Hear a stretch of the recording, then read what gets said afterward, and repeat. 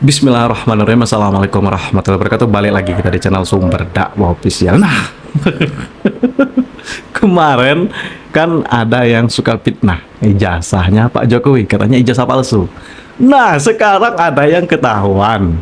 Ada seorang kader partai sebelah yang menggunakan ijazah palsu. Bahkan sampai 4 bulan baru ketahuan. Berarti sudah menikmati gaji selama 4 kali. Kalau sudah menjabat selama 4 bulan baru ketahuan. Nih, ini namanya real karma dari seorang tukang fitnah. Dan ini ada yang sangat menarik, ada video yang sangat menarik. Pokoknya untuk Bung Deddy Sitorus harus deh lihat ini, terutama si rambut putih. Oke, tanpa berlama-lama langsung kita belajarnya. Bismillahirrahmanirrahim. Let's go. Seorang anggota DPRD Kabupaten Lampung Selatan, Supriyati, sebagai tersangka penggunaan ijazah palsu. Nah, kan ketahuan kan? Nah. Pada pemilihan anggota legislatif pemilu 2024, anggota DPRD tersebut telah menjabat selama 4 bulan. Ya, Direktorat Reserse Kriminal Khusus Polda Lampung menetapkan seorang anggota DPRD Kabupaten Lampung Selatan, Supriyati, menjadi tersangka penggunaan ijazah palsu.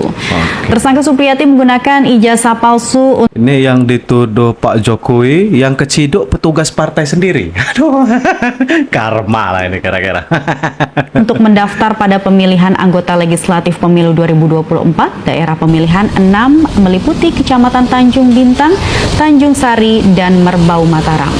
Dalam kasus ini, anggota fraksi PDI Perjuangan yang baru menjabat 4 bulan sebagai anggota DPRD tersebut menjadi tersangka bersama Ahmad Sarudin yang merupakan Kepala Pusat Kegiatan Belajar Masyarakat Bougainville yang menerbitkan ijazah paket C palsu.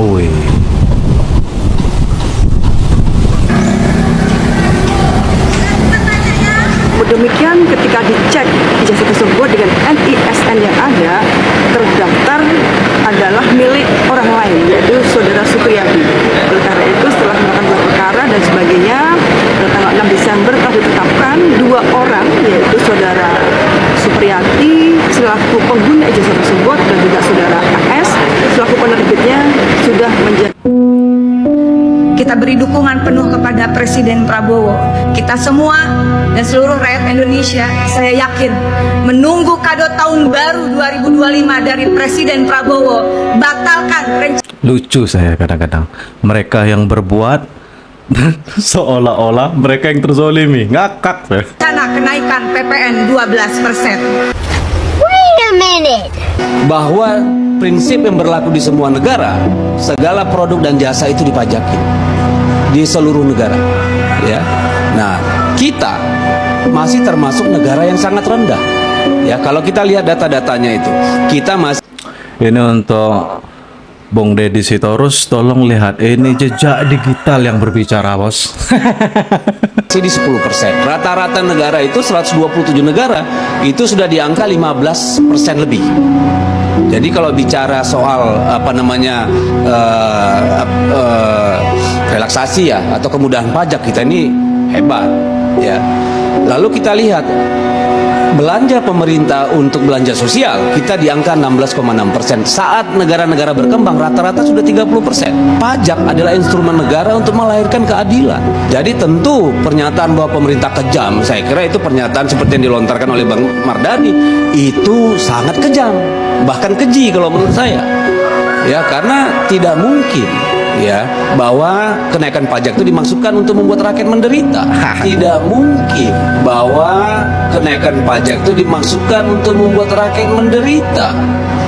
Itu dulu kita sepakati, ya. Semoga masyarakat Indonesia cerdas, bisa melek lah pokoknya. Dari mana sih pemerintah mampu membayar belanja pegawai, melakukan belanja publik? Mayoritasnya dari pajak. PPN naik 12%, soalnya Prabowo trauma 11/100. Apa hubungannya? Jadi mbaknya ini demo PPN apa melampiaskan sakit hati nih gara-gara kalah pilpres? Kan jadi ketahuan soalnya bawa-bawa 11/100. Gini loh Mbak E, waktu RUU HPP ini dibuat tahun 2021 ya, yang jadi ketua panitia kerja atau ketua panja itu Bapak Dolfi.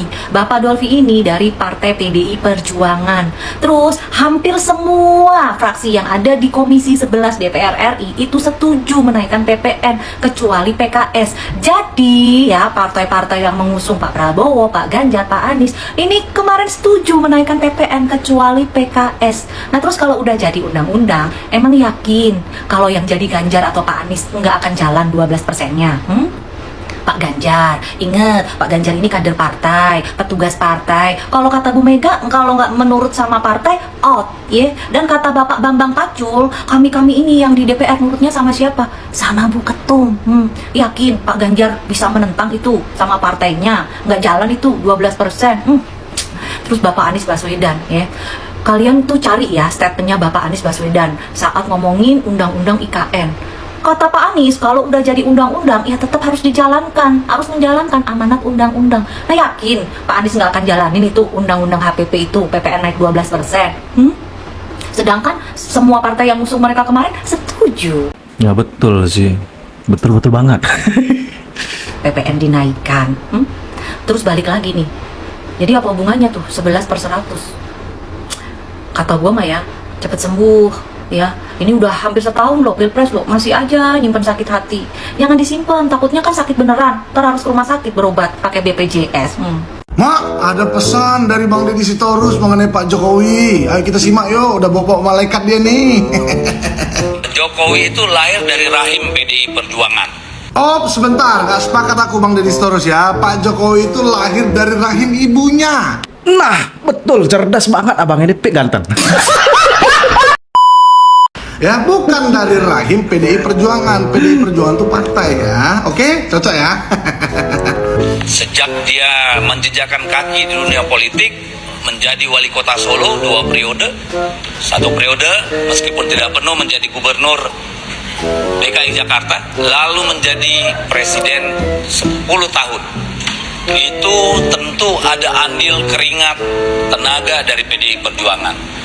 Jangankan kami PDI Perjuangan, mungkin malaikat pun tertipu dengan kelakuan 1 tahun terakhir. Bentar. Yang tertipu siapa? Malaikat. Abang tau dari mana malaikat tertipu? Coba. Udah ngomong sama malaikat abang rupanya? Hah? Ya, betul juga sih, betul. Kok bisa tahu? Bingung kita. Kayak mana maksudnya? Coba jelaskanlah dulu. Bingung kami nih masyarakat, Bang. Yang jelas Bang Deddy Sitorus, ku jelaskan ya, tingkat kepuasan masyarakat terhadap kinerja Pak Presiden Jokowi itu mencapai 80% lebih. Ini ada beritanya nih, ya. Jadi kami masyarakat tidak tertipu, malah merasa bangga mempunyai Presiden Jokowi, ya, yang sekarang dilanjutkan oleh Presiden Prabowo Subianto. Jadi kalau abang bagian dari 20%, ya nggak ada masalah, silahkan saja. Yang jelas kayak masyarakat tidak merasa tertipu, dan jangan bawa-bawa malaikat. Sakit kuping malaikat itu nanti, ya. Abang bawa dia, abang ketemu pun belum kan sama malaikatnya? Saya itu kurang Islam apa? KTP jelas. Ini Bapak 16%. Istri saya cucu kiai yang jelas NU. Mertua saya P3. Kurang apa coba? Kita balik lagi ke masa depan. Oke. Ini kok Pak Ganjar apa nonton film porno? Kalau saya nonton film porno itu salah saya di mana? Nggak, salah saya di mana kalau saya nonton gambar porno? Film porno. Saya suka kok.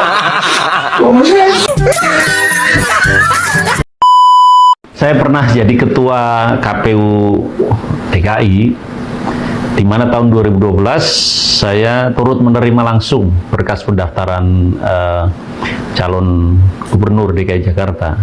Salah satunya adalah Pak Jokowi. Saya juga turut menerima berkas pendaftaran calon presiden di tahun 2014 sebagai komisioner KPU Pusat. Jadi dari 2 peristiwa itu saya ini saksi pelaku bahwa setelah memeriksa dokumen pencalonan, bahkan sampai verifikasi lapangan, termasuk membuka akses bagi publik untuk mereka menyampaikan komplain, sanggahan, atau masukan terhadap seluruh dokumen pencalonan calon presiden. Dan dari seluruh proses itu, KPU memutuskan tanpa keraguan bahwa seluruh dokumen yang diajukan calon presiden, termasuk calon presiden Jokowi, memenuhi syarat atau asli.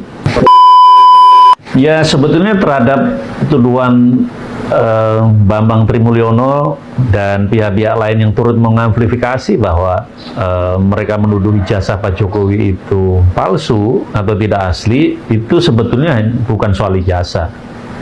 Mereka hanya ingin membuat kacauan saja. Mereka ingin membuat Indonesia itu gaduh. Jadi Bambang Tri dan kawan-kawan sebetulnya tidak ingin Indonesia tenang.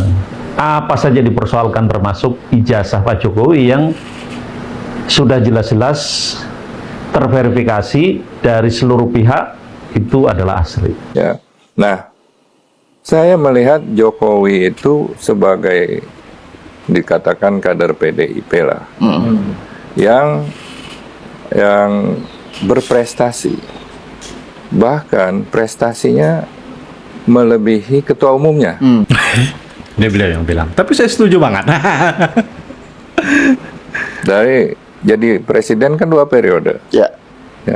Nah, sebagai seorang presiden 2 periode dan bisa bergaul, membawahi, mempengaruhi semua pimpinan partai politik, ya, menguasai intelijen negara, ya, itu dia juga memiliki pandangan-pandangan sendiri, ya, dengan intelijennya dan intelektualitasnya, ya, bahwa pasti dia tahu ini siapa yang bakal bisa menang. Nah, sementara Ibu Mega hanya berdasarkan amanah hak prerogatif. Hak prerogatifnya aja yang dipakai. Nah, kalau kita bicara hak prerogatif, dulu saya yang menyusun hak prerogatif pertama waktu di Kongres Bali, karena kita ingin ikut pemilu Pak Harto. Ya, zaman Pak Harto, Orde Baru.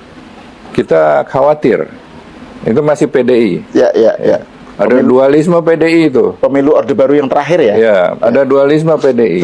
Jadi Mbak Mega juga PDI, kita juga PDI, kita mau ikut pemilu, kita khawatir. Jangan-jangan ya yang disetujui PDI yang satu lagi, Suryadi. Ya. Oleh karena itulah kita berikan hak prerogatif. Kalau ada perkembangan politik yang sangat tidak memungkinkan kita ikut pemilu, diserahkan ketua umum untuk merubah nama partai, menyusun kepengurusan, membuat logo partai yang bersifat teknis ya, supaya tidak kongres lagi gitu loh. Nah, tapi sekarang berkembang prerogatif itu menjadi hak sebagai otoriter. Quote-unquote kan prerogatifnya otoriter. Bahkan Pak Harto yang memiliki hak prerogatif atau otoriter tidak mendeklar, wah saya punya hak prerogatif, saya yang menentukan calon presiden. Pak Harto masih malu-malu gitu loh. Ya, dia pakai orang, pakai fraksi-fraksi suruh mengumumkan walaupun dia yang menentukan juga. Nah, jadi sudah sama nih sekarang antara Pak Harto dan Megawati, hak prerogatif, dan dulu kita mengkritik Pak Harto yang nggak turun-turun dari Golkar 28 tahun bersama Mbak Mega, sekarang tidak ada bedanya lagi. Saya bersyukur bahwa akhirnya bisa mengenal Pak Jokowi lebih dalam dan membuktikan sendiri apa-apa yang saya lihat dari yang tidak dimengerti oleh banyak orang tentang beliau, terutama kemampuan dan kapasitasnya mengelola politik dan pemerintahan, juga mengelola perekonomian. 10 tahun memimpin dengan kemenangan yang spektakuler dari tahapan ke tahapan.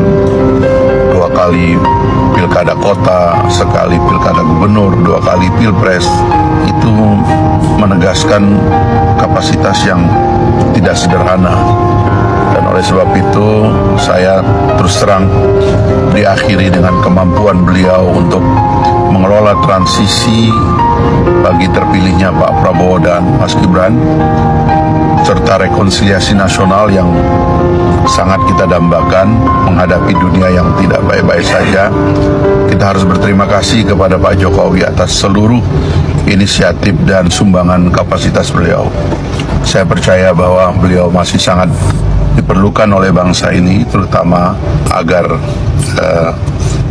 menjalin dan menggalang persatuan di antara elit nasional kita bersama Pak Prabowo dan para pemimpin lainnya yang sangat gandrung kepada persatuan daripada perpecahan.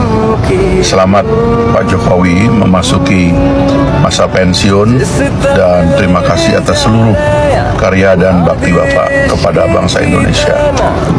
Terima kasih. Assalamualaikum warahmatullahi wabarakatuh. Nah, sudah. Pokoknya saya sangat setuju sekali dengan apa itu Pak Laksamana Soekardi. Jadi ya, saya rasa lucu lah. Kalau kita ingin membenahi sistem demokrasi kita, tanpa kita merubah sistem yang ada di partai politik. Karena partai politik juga bagian dari sistem demokrasi di negara ini tentunya. Jadi, kalian tentunya masyarakat pasti bisa lah menilai siapa sebenarnya yang selama ini terus memainkan drama seolah-olah terzolimi. Tapi di saat mereka berkuasa, kita lihat tadi bersama-sama, di saat partai beliau berkuasa, betapa arogannya beliau.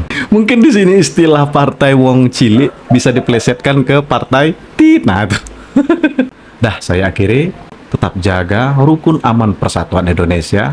Jangan mau kita terpecah belah, termakan isu hoax, narasi, ujaran kebencian dari kaum 16% maupun anak abah. Wabillahi taufiq wal hidayah. Wassalamualaikum warahmatullahi wabarakatuh.